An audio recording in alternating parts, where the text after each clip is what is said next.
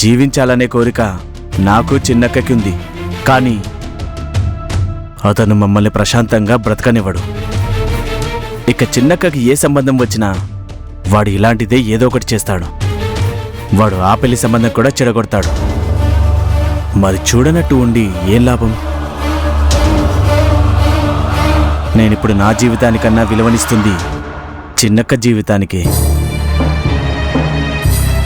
నేను నీకిచ్చిన మాట నిలబెట్టుకుంటానో లేదో నాకిప్పుడు నమ్మకం లేదు.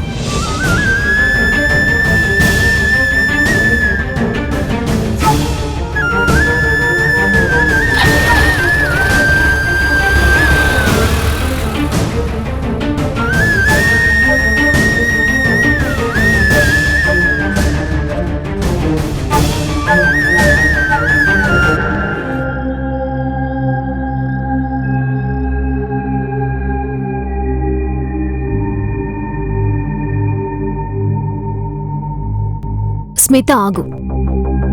ఏంటి, ఇంకా ఏమైనా ఆరోపణలు నా మీద వెయ్యాలనుకుంటున్నావా? ఇకపోతే ఆ బంగారమంతా నేను దొంగతనం చేశానన్న ఆరోపణ మాత్రం రాదు కదా. ఆ రోజు నేను నిన్ను అవమానించినందుకు తర్వాత సారీ చెప్పాను కదా.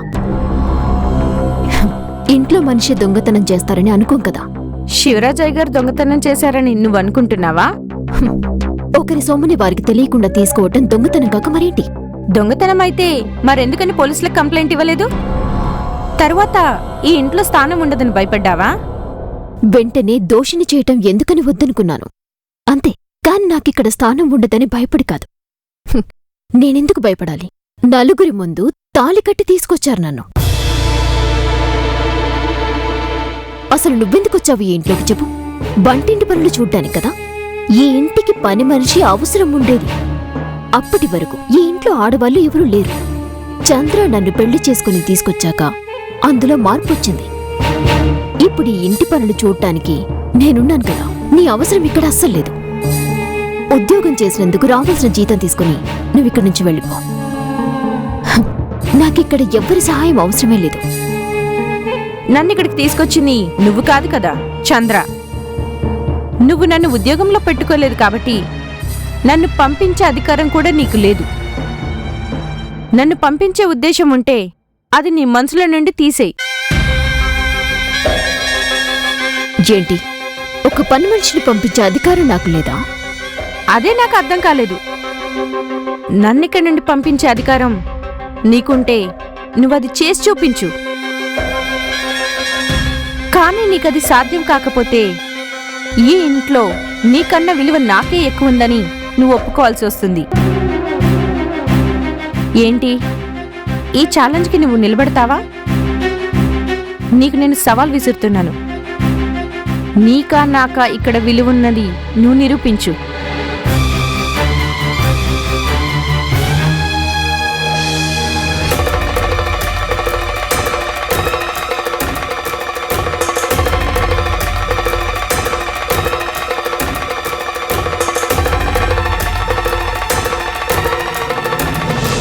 మానసి, ఏ మానసి, ఏ కిందకి రా నువ్వు.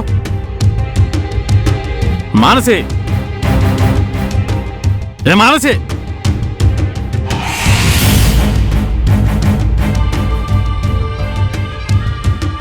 ఏమైందండి? దిగిరా ముందు. ఓహో, అది ఈయనకి విషయం మొత్తం చెప్పిందన్నమాట.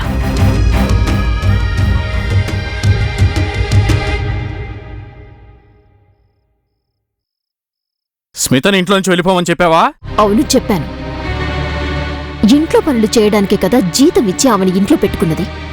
ఇక్కడ నాకు వేరే పనే లేదు కదా.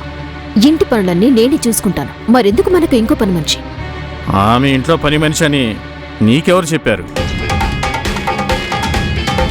మరి స్మిత ఎవరో మీరే నాకు చెప్పండి.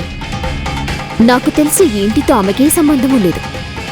ఈ ఇంట్లో నేను పని మనిషిని తనే నాతో చెప్పింది. అది ఇంట్లో ఇంతవరకు ఎలా ఉండేదో ఇప్పుడు కూడా అలాగే ఉంటుంది. పోతే ఒక్క విషయం నువ్వు గుర్తుంచుకో, నీకు నేనిచ్చే విలువ దానికి ఇస్తున్నాను. అది ఇంట్లో ఉండకూడదని నువ్వంటే అప్పుడు నీ గొయ్యి నువ్వే తీసుకుంటున్నావన్న విషయం నువ్వు మర్చిపోవద్దు.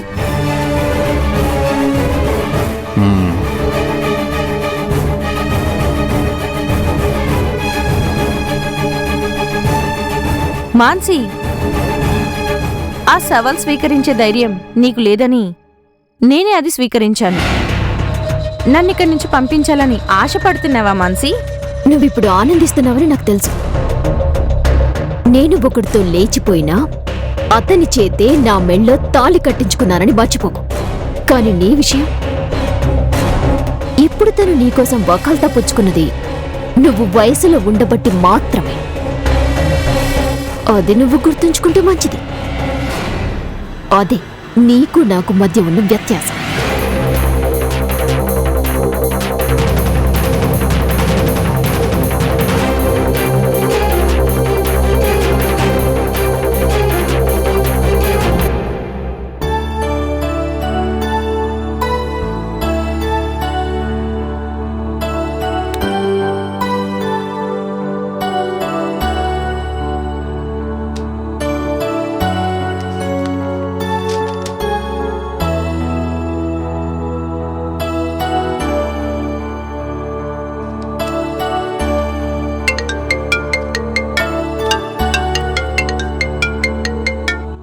అను అక్క. అను అక్క. ఏంటి తులసి విశేషాలు? నీకు మళ్ళీ పెళ్లి సంబంధాలేమైనా వచ్చాయా? లేదు. మీరెవరైనా మానసిని చూడ్డానికి ఆ ఇంటికి వెళ్ళారా? ఇక్కడెవరూ అక్కడికి పోలేదనక్క. అంటే మీరు దాన్ని వదిలేశారు. అది ఫోన్ చేస్తే నేను అక్కడికి వెళ్ళాను. మీరు దానికిచ్చిన ఆ నగలన్నీ దాని చేతిలో లేవు. దాని అనుమతి కూడా అడగకుండా చంద్ర వాళ్ళ నాన్న అవన్నీ తీసుకున్నాడంట. అందరూ వదిలేసినా ఎలాగైనా బ్రతికి చూపించాలనుకుంటుంది. దానికి చెందాల్సినవి ఇవ్వకుండా సొంత ఇంట్లో వాళ్లే మోసం చేశారు. ఇప్పుడు భర్త ఇంట్లో వాళ్ళు కూడా మోసం చేశారు. చాలా కష్టంగా ఉంది దాని పరిస్థితి. గతి లేక అది ఏమైనా అఘాయిత్యం చేసుకుంటే తులసి, ఆ పాపం అనుభవించబోయేది నువ్వు నందు మాత్రమే. తులసి, నువ్వు వింటున్నావా? వింటున్నాను, కానీ నన్నేం చేయమంటావనక్క? ఇప్పుడు మనం ఎవరు ఏమీ చేయలేమంటున్నావా? ఏదైనా జరిగిన తర్వాత అప్పుడే వేరే విధంగా మాట్లాడతారు. నువ్వు ఫోన్ పెట్టేయ్. నేను నిన్నిప్పుడు ఇబ్బంది పెట్టను. ఒక చెల్లెలి అవస్థ చూడలేక నీకు ఫోన్ చేసి చెప్పానంతే.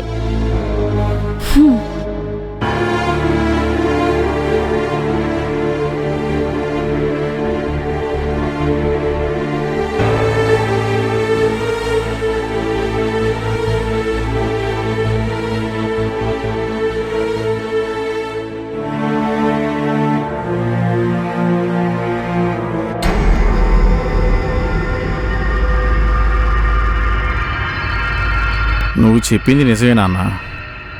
అతను ఉన్నంతకాలం మనం ఆ ఇంట్లో అడుగు పెట్టడం చాలా కష్టం అవుతుంది. అతని ఉద్దేశం ఏంటి ఇప్పుడే మనకు అర్థమవుతుంది. ఆస్తి మొత్తం ఇద్దరు పిల్లల పేర్ల మీద రాసేశాడు. బస్సు సర్వీస్ మాత్రమే అతని పేరు మీద ఉంది. ఇప్పుడిది మన పరువు తీయడం కాక మరేంటి? ఆ పిల్లను అడ్డం పెట్టుకొని ఆస్తిని అడుగుతామని అతను ఇప్పుడింత పని చేశాడు.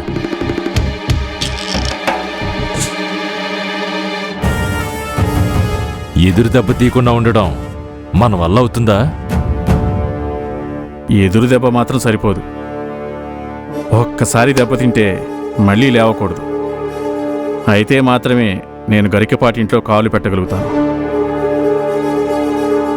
పెళ్లి సంబంధం ఆపడం వల్ల, కొడుకుని దొంగ కేసులో ఇరికించడం వల్ల నువ్వు అనుకుంటున్నట్టుగా పని జరగదు. అతన్ని ఆ ఇంట్లో నుండి పూర్తిగా బయటికి పంపించాలి. అందుకేం చేయాలి అది ఆలోచించు.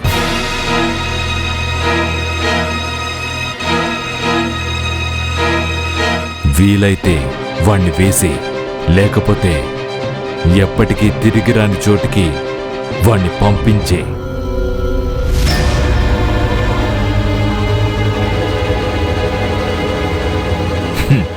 రావణుడు రా నువ్వు. అందుకేం చెయ్యాలో నువ్వే ఆలోచించు. ఏదైనా నేను నీ పక్కనే ఉంటాను.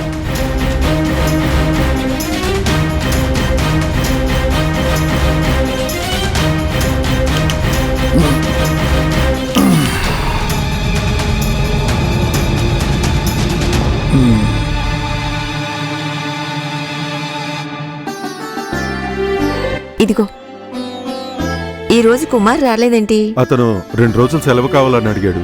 భోజనానికి వస్తారా? చూద్దాం.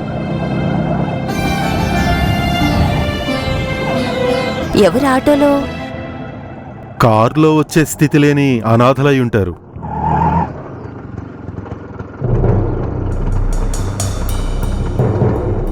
చెప్పానుగా ఎవరు అనాథలై ఉంటారని.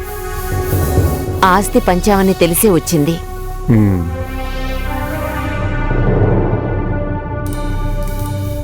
సరే, నేను వెళ్ళొస్తాను. నాన్న, నేను నీతో కొంచెం మాట్లాడాలి. నాకు నీతో మాట్లాడటానికి ఏమీ లేదు. నేను చెప్పాలనుకున్నది విన్న తర్వాత మీరు వెళ్ళండి. నేను గొడవ పెట్టుకోవడానికి ఏం రాలేదు. ఎందుకొచ్చావో చెప్పు. నాన్న ఆస్తి పంచిపెట్టారని నాకు తెలుసు. నా పేరు మీద 50 సెంట్ల స్థలమే ఉందని పరాయి వాళ్ళు చెప్తే నేను తెలుసుకోవాలా? అది నిజమే అయితే ఎందుకని 50 సెంట్ల స్థలం నా పేరు మీద రాసిపెట్టారు? నీకు షేర్ ఇచ్చింది ఎందుకంటున్నావా?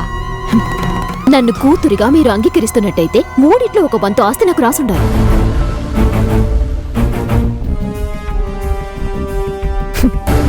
అంగీకరించకపోతే మీరు నాకు ఏమీ ఇవ్వద్దు. అదే కదా చెయ్యాలి. కూతురిగా అంగీకరిస్తూనే 50 సెంట్ల భూమి ఇచ్చినట్టయితే నాకది వద్దు. నువ్వు మళ్ళీ సవాలు విసరడానికే వచ్చావా? కాదని నేనొకసారి చెప్పాను కదా. 3 పిల్లలకి సమానంగా షేర్ చేయాలి. నాన్న ఇప్పుడు రాసిన పత్రాలు రద్దు చేయాలి. నేను రాసిన పత్రాలు రద్దు చేయమని చెప్పడానికి నువ్వెవరివి? నేను అలా చేస్తానని నువ్వు కల్లో కూడా అనుకోవద్దు. రాసిన పత్రాలు రద్దు చేయటం ఎప్పటికీ జరగని పని. ఇప్పుడు నీకది వద్దంటే ఏ అనాథాశ్రమానికైనా రాసేస్తాను. ఇంకో విషయం మర్చిపోకు. నేను రాసే ఆస్తి మీద మాత్రమే నీకు అధికారం ఉంది. ఈ ఇంట్లో నీకు అధికారం లేదు. ఇంకోసారి ఈ మాట అంటూ ఈ ఇంటి గడప నువ్వు తొక్కకూడదు. ఇది నేను నీకిస్తున్న ఆఖరి హెచ్చరిక.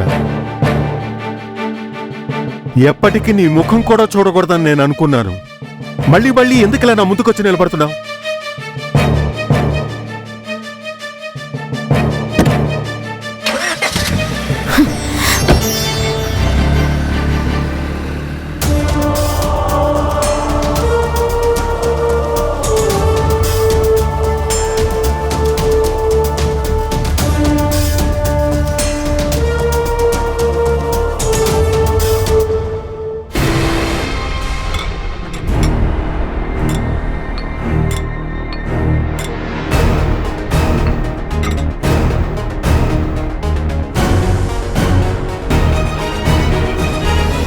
మీ నిర్ణయం అదే అయితే నాకు ఆ 50 సెంట్ల భూమి వద్దు.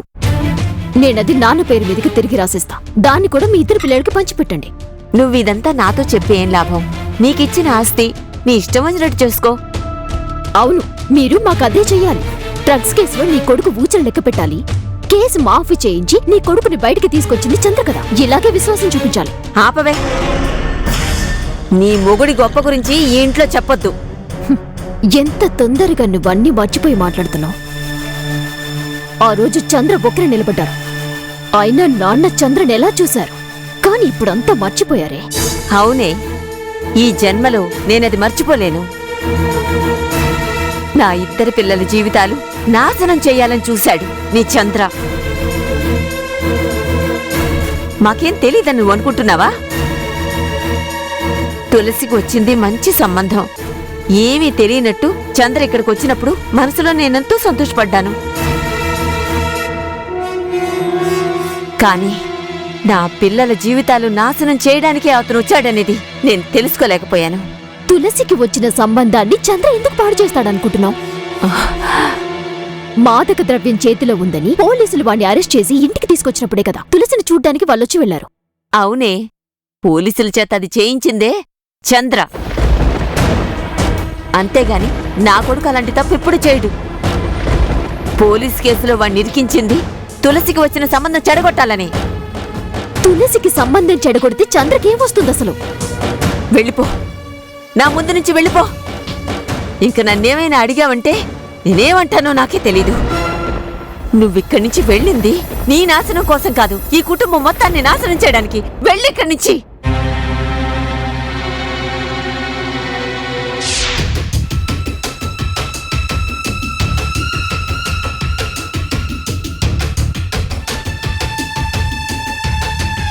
ఇప్పుడు దీనికి తెలీదు. అది మనసులో ఆరాధిస్తున్న వాడి నిజస్వరూపం.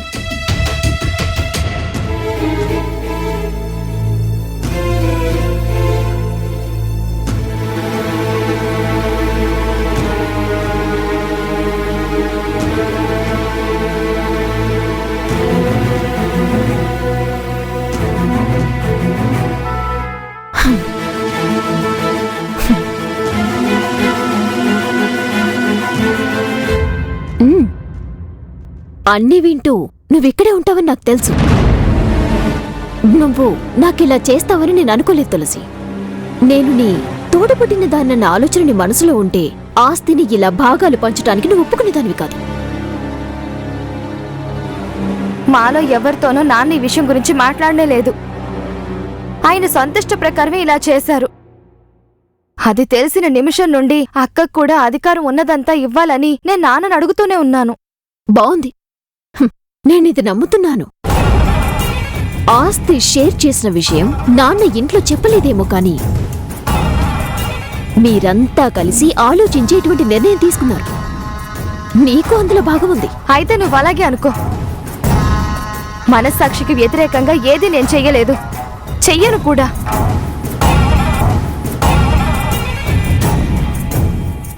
నా మీద పగ తీర్చుకోబోతున్నది ఇలా అని నాకు తెలియకుండా పోయింది.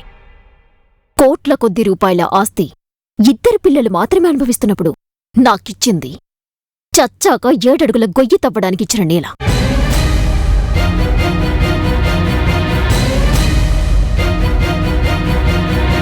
స్త్రీధనంగా ఏమీ వద్దని చంద్ర చెప్పినా వాళ్ళది కోరుకున్నారన్న మాట నిజం.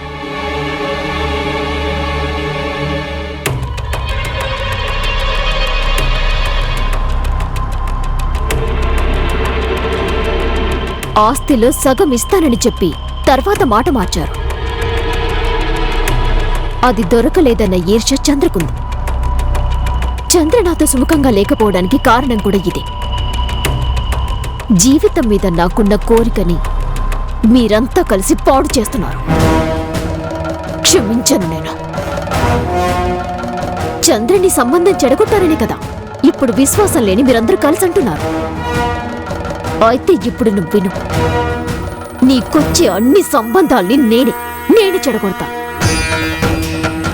అది కూడా నేను చేయకపోతే దేవుడు కూడా నన్ను క్షమించడు.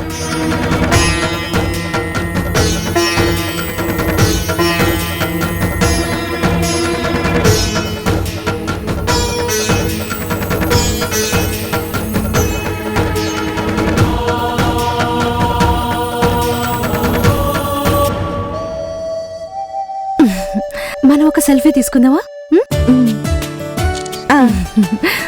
చూడు చూడు, బాగుంది కదా?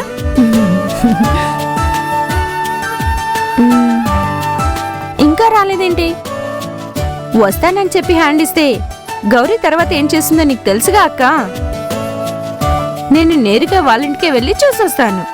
నువ్వదే కాదు, అంతకు మించి కూడా చేస్తావని నాకు తెలుసు. అయినా మనం ఎంతసేపటి నుంచి ఎదురు చూస్తున్నా? నువ్వు ఫోన్ చేయి. నేనేం చేయను.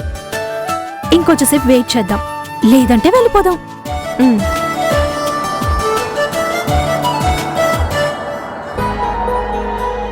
అక్క, అది జయకృష్ణ సార్ కారేనా? అవును, దా.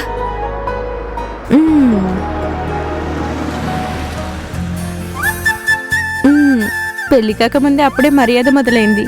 ఊరుకో గౌరీ.